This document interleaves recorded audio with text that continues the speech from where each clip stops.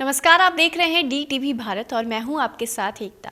बिहार पंचायत चुनाव को लेकर सभी जनप्रतिनिधि अब दमखम से लगे हुए हैं और जनता के पास जाकर वोटों की अपील भी कर रहे हैं। आपको बता दें कि रोहतास जिले में 15 नवंबर को मतदान होने हैं और ठीक उसके 2 दिन बाद यानी कि 17 नवंबर को मतगणना होनी है। इसी सिलसिले में रोहतास जिला अंतर्गत शिवसागर प्रखंड के शिवसागर दक्षिणी भाग के भावी जिला पार्षद, शिक्षित युवा व समाज सेवी प्रत्याशी कुमारी सुप्रिया रानी से हमारे संवाददाता ने क्या कुछ खास बातचीत की है, आप सुनिए। नमस्कार, मैं अमित दुबे और आप देख रहे हैं DTV भारत। इस समय हम मौजूद है रोहतास जिला के शिवसागर दक्षिणी जिला पार्षद के पास। शिक्षित है, युवा है और समाज सेवी है। ये जिला पार्षद सुप्रिया रानी जी हैं और आइए इनसे बात करते हैं। नमस्कार मैम, आपका हमारे चैनल DTV भारत में बहुत बहुत स्वागत है। जी नमस्कार। मैम, आप जो पहली बार पंचायती चुनाव में उतर रही है, ताकि किन मुद्दों के साथ पंचायती चुनाव में उतर रही है? जी, हमारा क्षेत्र का जो शिक्षा संबंधित मुद्दे हैं, स्वास्थ्य संबंधित हैं और मैं चाहूँगी कि जो युवा लोग जिस चीज़ को चाह रहे हैं कि हमारा डेवलपमेंट हो, चाहे खेल के माध्यम से हो, शिक्षा के माध्यम से हो, तो मैं चाहूँगी कि मैं उसे और उनके जो भी सोच है उसको आगे लेके जाऊँ और मैं पहले नंबर पे चाहूँगी कि उनके लिए मैं खड़े होके इस चीज़ को काम को आगे बढ़ाऊँ। तो मैम, अभी ये जिला पार्षद का चुनाव लड़ रही है, तो ये क्या जो आपसे पहले जो जिला पार्षद के प्रत्याशी है और ऐसा इस चुनाव में हो रहा है कि एक पंचायत से 10-15 प्रत्याशी लड़ जा रहे हैं, तो आप जो ये पद का चुनाव लड़ रही है, तो क्या पिछले जो जिला पार्षद थी उससे नाखुश होकर ये चुनाव लड़ रही है या अपने मन से चुनाव लड़ रही है? जी, मैं किसी को अपना प्रतिद्वंदी नहीं समझ के मैं इस क्षेत्र में कोई प्रतिद्वंदी लेके नहीं आई हूँ। मैं अपने स्वेच्छा से आई हूँ और मैं समाज के जो भी कार्य करने के लिए मैं अपने अंदर की आत्मा से मेरी जो भी रही है, मैं उस दौरान आई हूँ कि समाज सेवा करने का मेरा कुछ इच्छा था।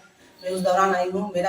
मैं किसी से कंपटीशन नहीं करती हूँ, मैं कोई किसी को प्रतिद्वंदी अपना नहीं मानती हूँ। मैं खुद प्रतिद्वंदी हूँ और मैं चाहती हूँ कि कोई भी आए प्रतिद्वंदी के रूप में, चाहे कोई भी जिला पार्षद से हो, मुखिया से हो, डीसी जो भी क्षेत्र में आए, वो समाज के लिए जो समाज की कमियां हैं उसको दूर करे। मैं चाहूंगी कि उस पे विकास की ओर ज्यादा ध्यान दें। तो मैम, आप जो अगर जीत जाती है, जनता अगर आपके साथ आती है, तो आप सबसे पहले जनता को किस काम को मुद्दे को लेकर पहला विकास का मुद्दा लेकर आप पंचायती में विकास करेंगे? जी, मैंने देखा है, मैंने सारे 84 गांव हमारे क्षेत्र में आते हैं, जो 8 पंचायत में 84 गांव हैं जो जिला परिषद के अंदर में दक्षिणी क्षेत्र के अंदर में आते हैं।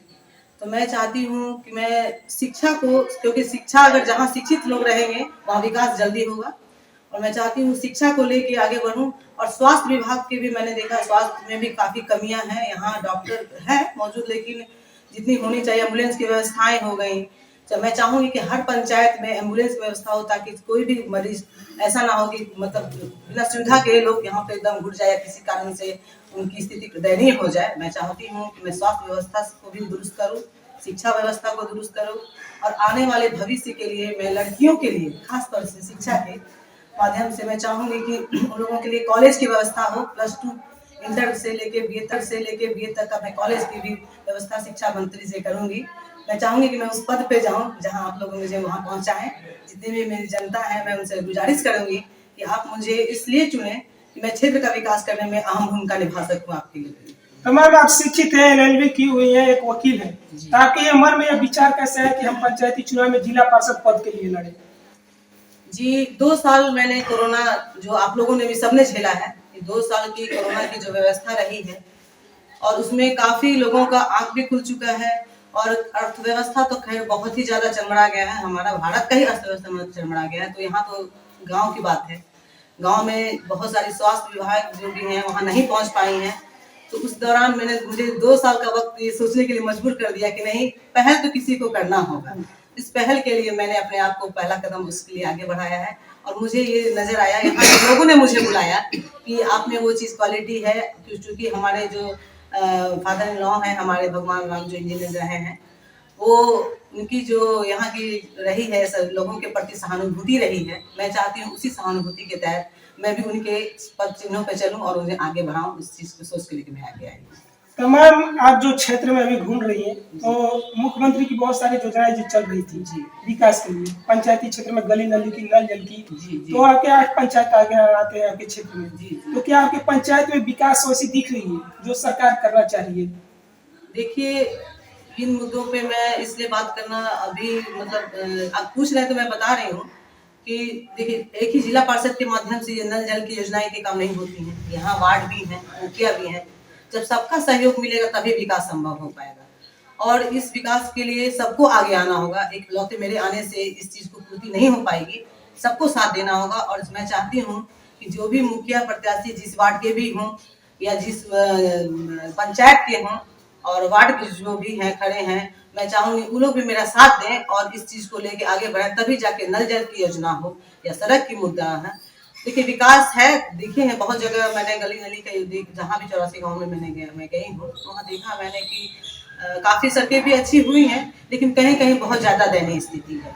तो मैं चाहूंगी कि सब मिल के इस काम को आगे बढ़ाएं और जो भी है विकास को आगे लेके चले, पंचायत का विकास करें, 10 पंचायत निर्माण करें। तो मैम कितने ऐसे प्रत्याशी हैं जो मतदान से पहले करते हैं मतदाताओं से कि मुझे वोट दीजिए, मुझे जिताने का प्रयत्न कीजिए, मैं जीतने के बाद आपके क्षेत्र का विकास करूंगी जी। लेकिन ऐसा अभी हो रहा है कि जीतने के बाद वो 5 साल क्षेत्रों में अपना दर्शन ही नहीं दे रही है।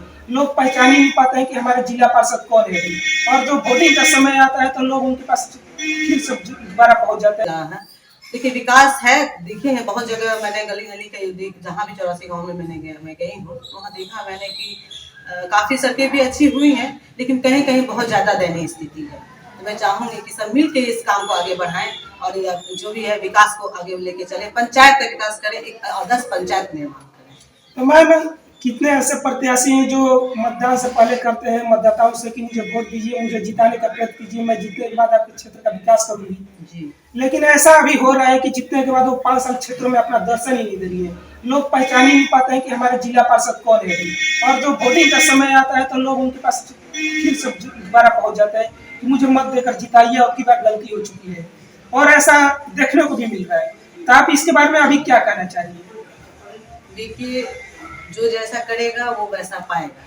अगर आप काम नहीं करें, मैं भी हूँ, मैं भी इस क्षेत्र में आ रही हूँ, अगर जनता मुझे चुन के यहाँ पे लाएगी और मैं काम नहीं करूँगी तो अब जाहिर सी बात है कि फिर तो हर आदमी नया चीज को ढूंढता है। तो मैं चाहूंगी कि देखिए, पुराने लोग क्या किए हैं नहीं किए हैं उन मुद्दों को हटाइए, नया जनसंपर्क कीजिए, नए लोगों से कीजिए और नया विकास की ओर नया कदम बढ़ा के चलिए। मैं यही चाहूंगी कि पुराने मुद्दों को छोड़िए, कौन क्या किया नहीं किया बीते बात से तो कोई फायदा है नहीं। और लोग जो भी इस तरह की कर रहे हैं वो उनकी अपनी मानसिकता है, हमारी मानसिकता कुछ और है, कुछ और सोच के लेके आए हैं। और मैं चाहती हूँ कि उस सोच को आप लोग वहाँ पटल पे उतारें और आप लोग मुझे चुने इस तरह। तो अभी जो आप क्षेत्र में घूम रही है तो जनता का जो आपको साथ मिल रहा है तो क्या आपको लगता है कि जनता आपके साथ पूरा खड़ी उतर रही है? जी देखिए, विश्वास पे तो दुनिया का है। मैं भी एक विश्वास लेके जनता के बीच में उतरी हूँ। जनता से प्यार भी मिल रहा है मुझे बहुत।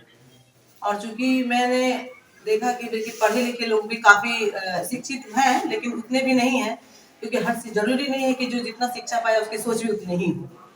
शिक्षा के लिए सोच का दोनों का मेल खाना बहुत जरूरी है।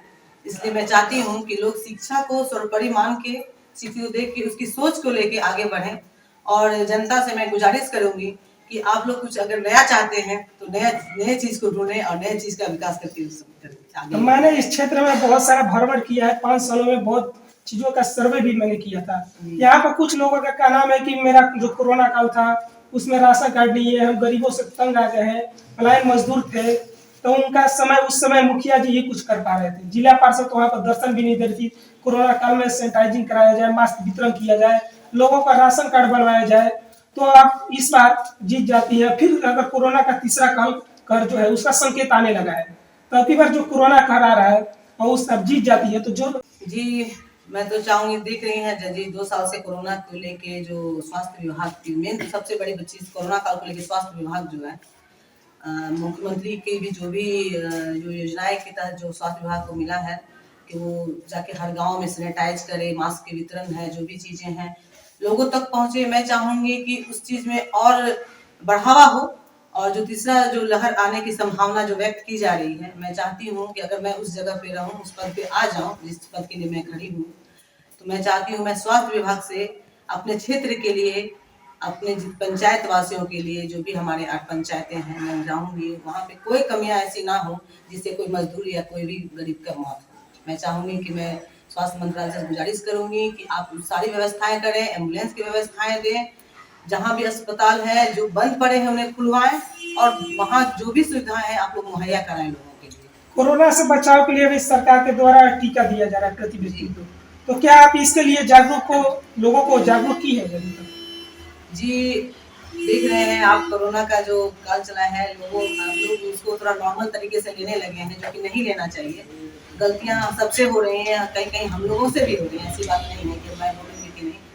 थोड़ा अनदेखा किया जा रहा है, लेकिन मैं चाहती हूँ जनता से कि अनदेखा ना करें, क्योंकि कोरोना बहुत ही भयावह स्थिति को लेके आ रहा है।